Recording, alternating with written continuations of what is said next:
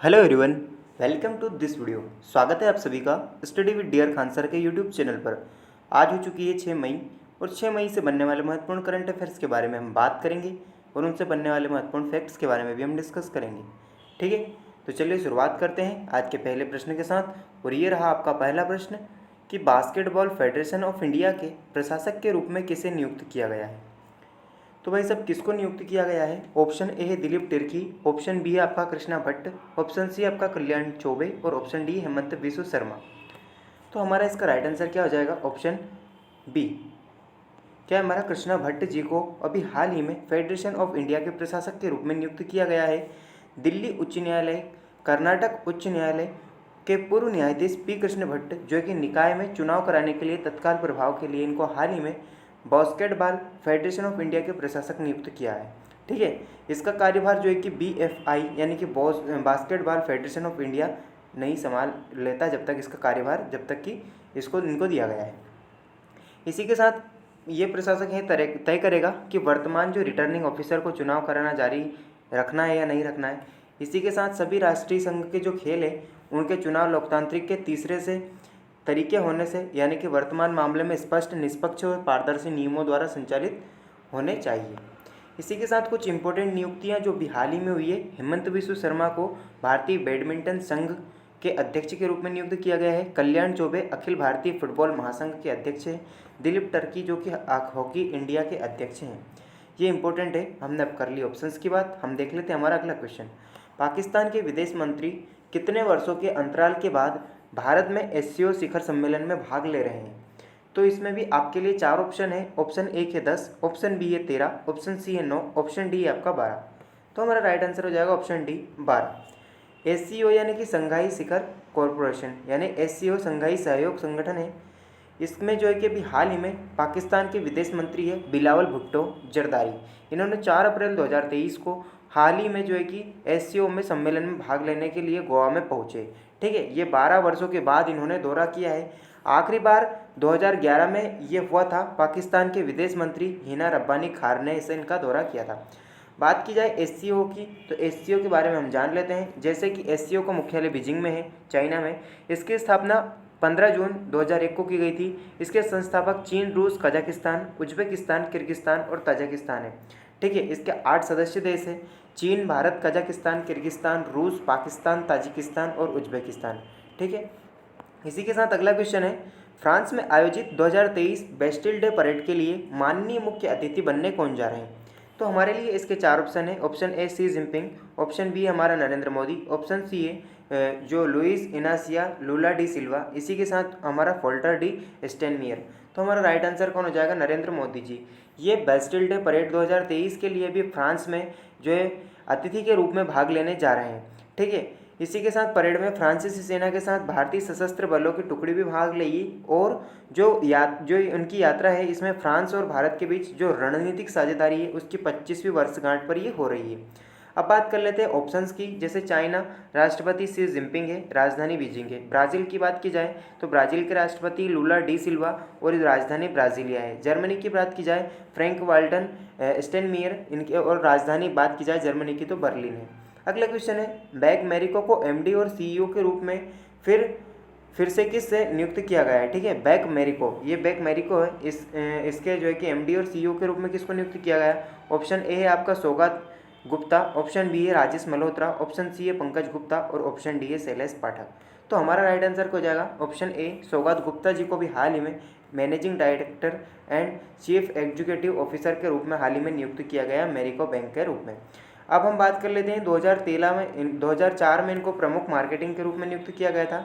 2007 में भारतीय व्यापार के CEO के रूप में इन्हें पदोन्नत किया गया और 2014 में इन्हें कंपनी के प्रबंध निदेशक के रूप में नियुक्त किया गया था। और हाल ही में मैरिको बैंक के सौगात गुप्ता को जो है कि 2 साल के लिए कार्यकारी अधिकारी के रूप में और प्रबंध निदेशक के रूप में नियुक्त किया गया है। कुछ हाल ही में हुई नियुक्तियों के बारे में हम जान लेते हैं। जैसे लेफ्टिनेंट जनरल RS रीन ने अभी हाल डायरेक्टर जनरल जो क्वालिटी इंश्योरेंस का पदभार ग्रहण किया है। राजेश मल्होत्रा को अभी हाल ही में PIB का प्रधान महानिदेशक बनाया गया है। शैलेश पाठक को अभी हाल ही में फिक्की के महासचिव के रूप में नियुक्त किया गया है। इसी के साथ प्रोमेरिका लाइफ इंश्योरेंस कंपनी ने अभी हाल ही में पंकज गुप्ता को एमडी और सीईओ के रूप में नियुक्त किया गया है। आईपीएस अधिकारी रश्मि शुक्ला को एसएसबी का महानिदेशक नियुक्त किया गया है। अगला क्वेश्चन देख लेते हैं। भारतीय पुरातत्व सर्वेक्षण ने मई 2023 में किस राज्य में 2000 वर्ष पुराने आधुनिक समाज की खोज की है? तो भाई साहब इसके लिए आपको 4 ऑप्शन दिए हुए हैं। ऑप्शन 1 है आपका उत्तर प्रदेश, ऑप्शन बी है आपका पंजाब, ऑप्शन सी हमारा मध्य प्रदेश और ऑप्शन डी है कर्नाटक। तो हमारा राइट आंसर क्या हो जाएगा? मध्य प्रदेश राज्य में। अभी हाल ही में एक आधुनिक समाज, तो भाई साहब ये क्या है? जो पुरातत्वविद हैं उन्होंने बांधवगढ़ में, बांधवगढ़ कहाँ है? मध्य प्रदेश में। बांधवगढ़ नेशनल पार्क में अभी 1500 साल पुराने रॉक पेंटिंग और 1800 से 2000 साल पुराने मानव निर्मित जल निकाय का पता लगाया है।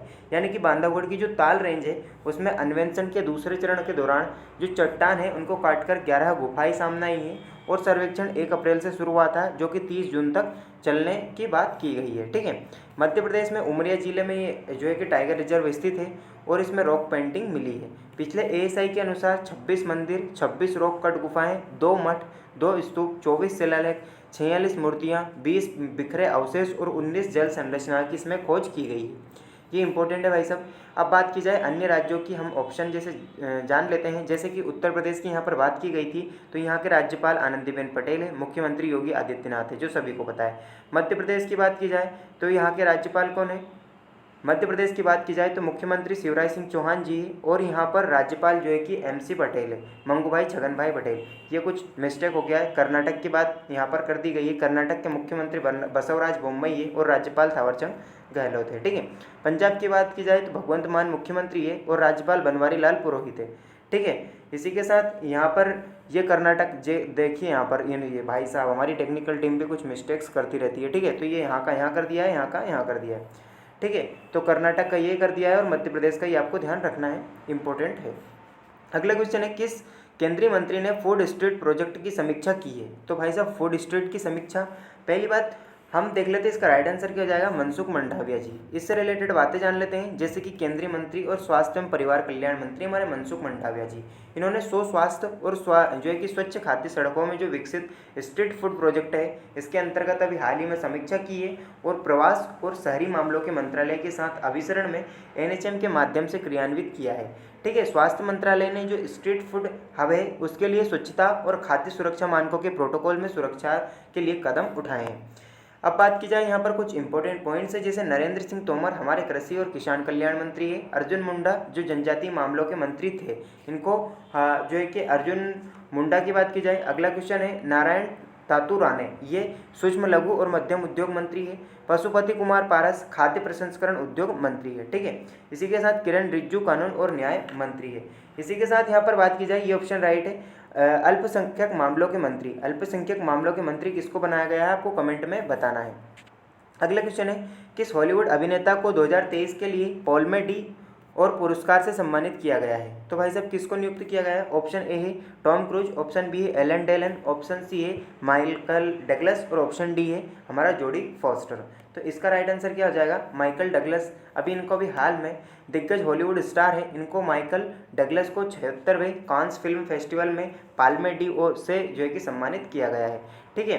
ये उत्सव 16 मई को आयोजित किया गया था, इसका उद्घाटन किया गया था और डगलस को जो है कि श्रद्धांजलि पूर्ण करने के लिए माइकल डगलस द प्रोडिगल सन नामक वह पूर्व रिलीज वृत्तचित्र 14 से 16 मई तक इनके द्वारा दिखाए गए थे। ठीक है। इसी के साथ पिछले हम पाल्मे डी की बात कर लेते हैं। तो फॉरेस्ट व्हाइटकर जो कि अभिनेता, निर्माता और निर्देशक था, जो कि संयुक्त राज्य अमेरिका के हैं, इनको दिया गया था। और टॉम क्रूज अभिनेता यानी कि बेस्ट एक्टर और निर्माता संयुक्त राज्य अमेरिका के ही हैं, इनको मिला था। अगला क्वेश्चन है गीगाचैट एआई सॉफ्टवेयर की मूल कंपनी कौन सी है? तो भाई साहब मूल कंपनी कौन सी है? ऑप्शन ए है आपका सबर बैंक, ऑप्शन बी है गूगल, ऑप्शन सी है आईबीएम और ऑप्शन डी है हमारा एप्पल। तो हमारे लिए इसका राइट आंसर ऑप्शन ए हो जाएगा सबर बैंक। अभी हाल ही में गीगाचैट एआई सॉफ्टवेयर की मूल कंपनी बनी है। अब इससे जो रूल्स है यहाँ पर जो है कि सबर बैंक, इसने अभी हाल ही में देश के जो पहले चैट जीपीटी प्रतियोगिता गीगाचैट रिलीज़ किया है और परीक्षण की घोषणा की है। ठीक है। इसी के साथ ये जो क्या करता है तो ये आपके सवाल के जवाब देता है, बातचीत करता है और आप इसके लिए एक सॉफ्टवेयर इसने विकसित किया है। जैसे चैट जीपीटी होता है उसी प्रकार। तो गीगा चैट एक और आर्टिफिशियल इंटेलिजेंट चैटबॉट है जो कि सबर बैंक के अनुसार अलग करता है। वो चैट जीपीटी के विपरीत टेक्स्ट और इमेज दोनों उत्पन्न करने में एआई टूल की क्षमता से ये जो कि टेक्स्ट उत्पन्न करता है। इसी के साथ मॉस्को में स्थित आईटी कंपनी सिस्टेमा और अपने स्वयं के चैट जीपीटी प्रतियोगिता जो कि सिस्टेमा जीपीटी का निर्माण करा है इन्होंने, ठीक है। अब बात की जाए सबर बैंक की, तो सबर बैंक के सीईओ कौन है? हरमन ग्रिफ, और इसकी स्थापना 28 नवंबर 2007 में की गई थी। संस्थापक की बात की जाए तो रूसी संघ का जो सेंट्रल बैंक है उसने सबर बैंक की स्थापना की थी और इसको स्थापित 12 नवंबर 1841 को किया गया था, ठीक है। इसी के साथ इसका मुख्यालय रूस मॉस्को में स्थित है। हम जान लेते हैं 5 मई के करंट अफेयर्स का रिवीजन। जैसे मई 2023 में किस राज्य द्वारा गीता कुर्मी कुला भीम बीमा परियोजना कहाँ से स्टार्ट की गई है? तो इसका राइट आंसर हमारा ऑप्शन ए था, तेलंगाना। किस बहुउद्देशीय कंपनी ने भाई भारतीय एसएमबी को समर्थन देने के लिए हाल ही में 2 पहल की शुरुआत की है? तो माइक्रोसॉफ्ट ने की है भाई साहब। अगला क्वेश्चन है, किस दक्षिण अफ्रीकी खिलाड़ी ने हाल ही में अंतर्राष्ट्रीय क्रिकेट से संन्यास लेने की बात की है? तो शबनीम इस्माइल ने की है। नेशनल मैन्युफैक्चरिंग इनोवेशन सर्वे द्वारा किस राज्य को सबसे इनोवेटिव राज्य का दर्जा मिला है? तो भाई साहब वो भी अच्छी बात है, ऑप्शन सी कर्नाटक इसका राइट आंसर हो जाएगा। बांग्लादेश से शुरुआत करते हुए किस कंपनी ने अभी हाल ही में पहली विदेश क्षमता जो है कि निगम लिमिटेड बनाने की? नेशनल थर्मल पावर कॉरपोरेशन, ये इसकी फुल फॉर्म है और इसने अभी हाल ही में स्टार्ट किया है। अगला क्वेश्चन है हमारा, किसने 18 वर्ष से ऊपर सभी पात्र महिलाओं को इंदिरा गांधी महिला सम्मान निधि के तहत प्रति माह 1500 रुपये देने की जो है कि मंजूरी की है? तो हिमाचल प्रदेश हमारा इसका राइट आंसर था। अगला क्वेश्चन है, कौन सा राज्य खेलो इंडिया यूनिवर्सिटी गेम्स के तीसरे संस्करण की मेजबानी करने जा रहा है? तो हमारा इसका right answer option B, Odisha था। ओलंपिक पदक विजेता निजेल असोम को किस खेल के जो है कि 3 साल के लिए प्रतिबंधित कर दिया गया? तो ये भाई साहब एथलेटिक्स से बिलोंग करते हैं, धावक हैं ये, और इनको 3 साल के लिए प्रतिबंधित कर दिया गया। ये हमारा टेलीग्राम चैनल है study with dear Khan sir, आप जो है कि सर्च करेंगे तो आपको मिल जाएगा, ठीक है। यूट्यूब पर आप हमारे चैनल को जरूर सब्सक्राइब करें और आप अदर साइट्स पर भी आप हमें फॉलो कर सकते हैं। सो दोस्तों आज का वीडियो यहीं पर समाप्त करते हैं। So keep learning, keep watching and keep growing. Thank you for watching.